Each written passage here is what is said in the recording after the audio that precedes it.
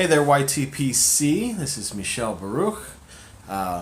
My son is napping, so I'm going to do my traditional Friday afternoon video here. But I'm going to try and do something that I've wanted to do for a very long time.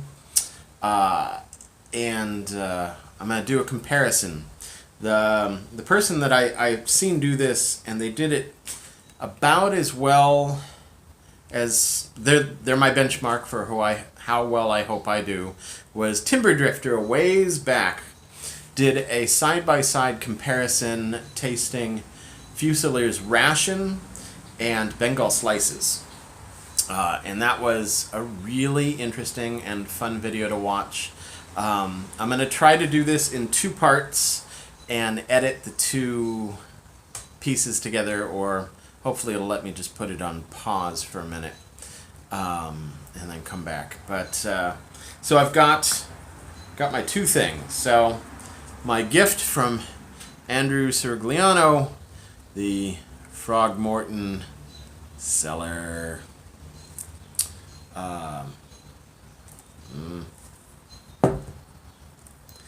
Frog Morton's Cellar pipe tobacco with barrel staved cubes, meaning little cubes, I think, little cubes of wood from the barrels that housed whiskey while it aged, put in while the Virginia and the Latakia aged for a little while, and imparting a slight whiskey taste to it.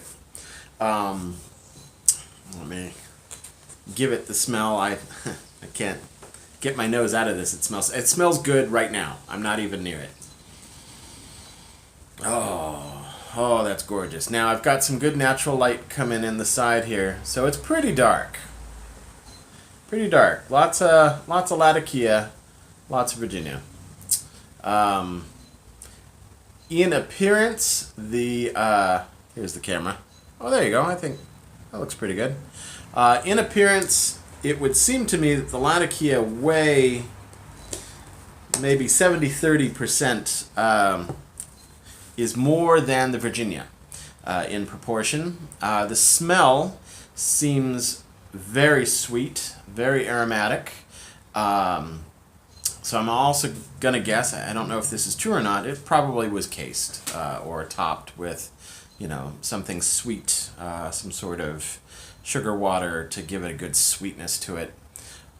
In the smell, let me get it back. In the smell,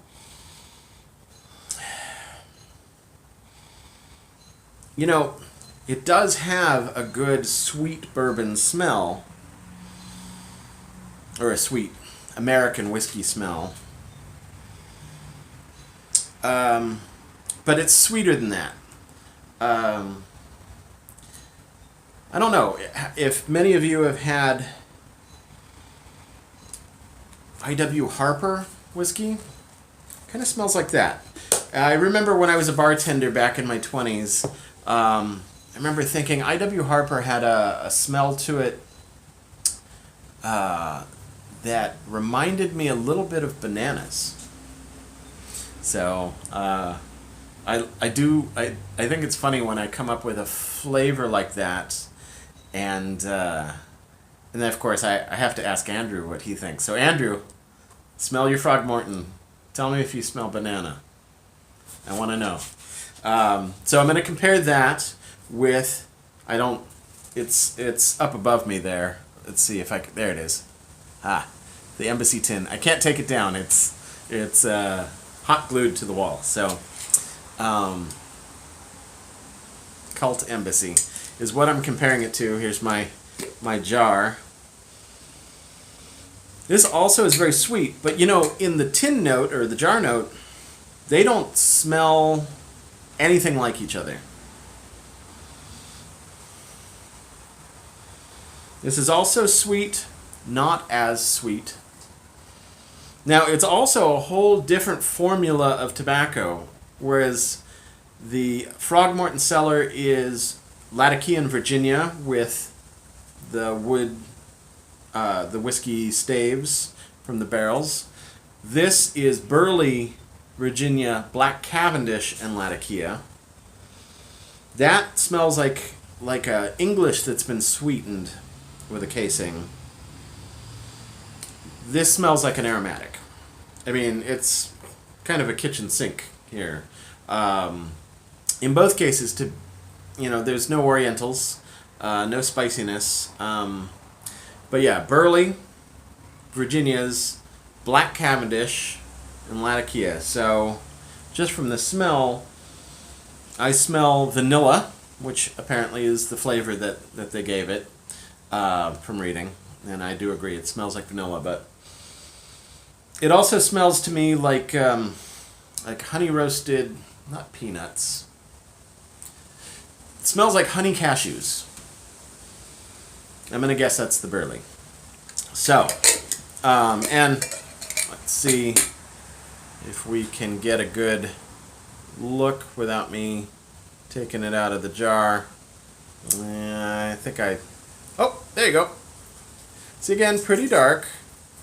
But you can see there's a lot of different things going on. Everything's a slightly different cut. Like there's some chunkier bits of golden stuff. I'm not sure whether that's the Burley or the Virginia. There's some golden ribbons. There's obviously some various black things. So that could be the Black Cavendish or the Latakia.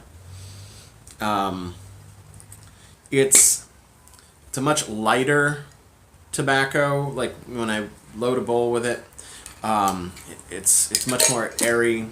The cut of the Frog Morton is a little chunkier, burlier, and I mean burly in chunky sense, not the tobacco sense.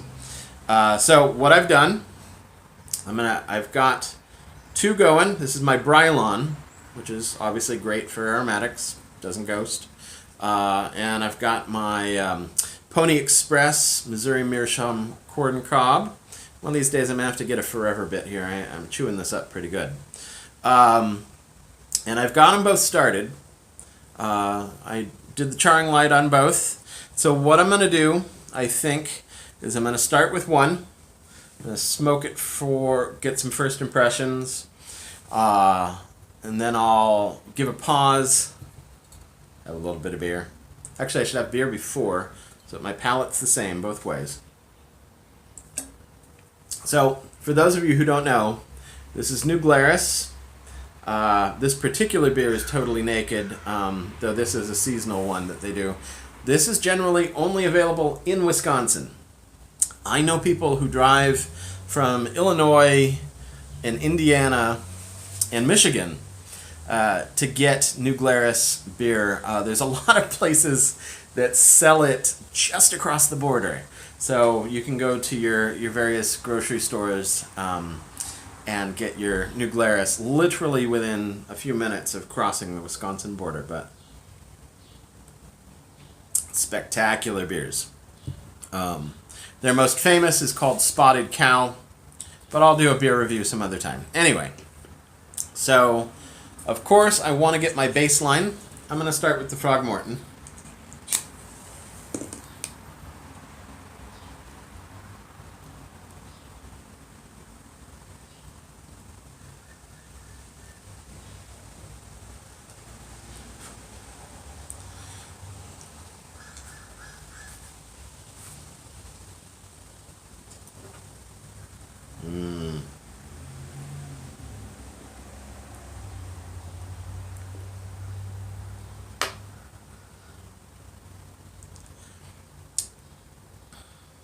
See, it's not as sweet in first impression. Well, I've been smoking it all week, so this isn't exactly a first impression, but first impression right now.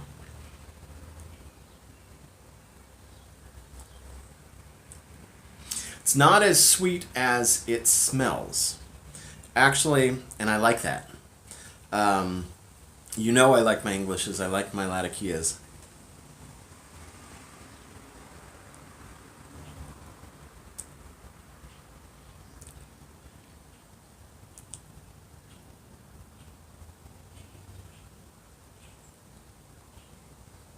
This is very, very smooth and very lovely. Latakia is definitely a big component here.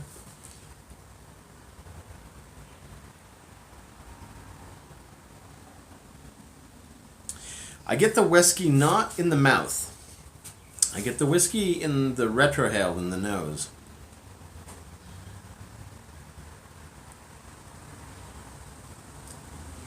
But there's a reason why this is one of the most sought-after tobaccos amongst people that I watch in the YouTube pipe community.